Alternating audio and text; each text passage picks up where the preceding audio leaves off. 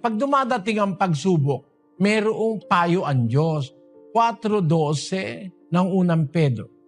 Mga minamahal, huwag kayong mangagtaka tungkol sa mahigpit na pagsubok sa inyo na dumarating sa inyo upang kayo'y subukin, na waring ang nangyayari sa inyo'y di karaniwang bagay, kundi kayo'y mga galak, sapagkat kayo'y mga karamay sa mga hirap ni Kristo, upang sa pagkahayag ng kanyang kaluwalhatian naman ay mga galak kayo ng malabis na galak.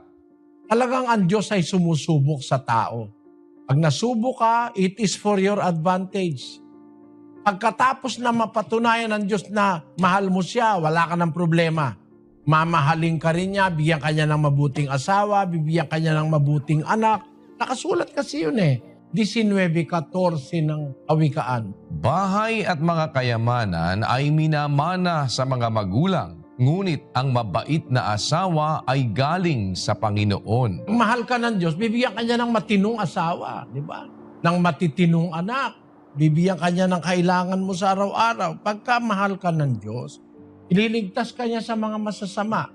Ay nang bentahin ng nasubok ka ng Diyos. Kaya pag dumarating ang pagsubok, harapin mo, kapatid.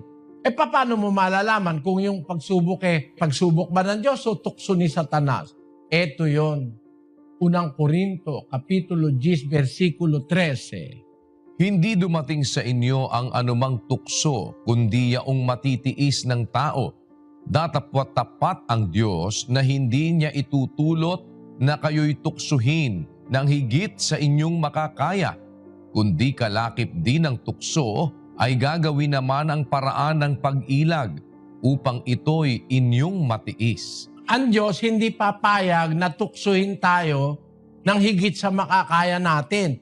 Ibig sabihin, ang Diyos pa rin ang may kapangyarihan para pagbawalan niya si Satanas na manunukso, kasi ang manunukso si Satanas Lucas 4:1.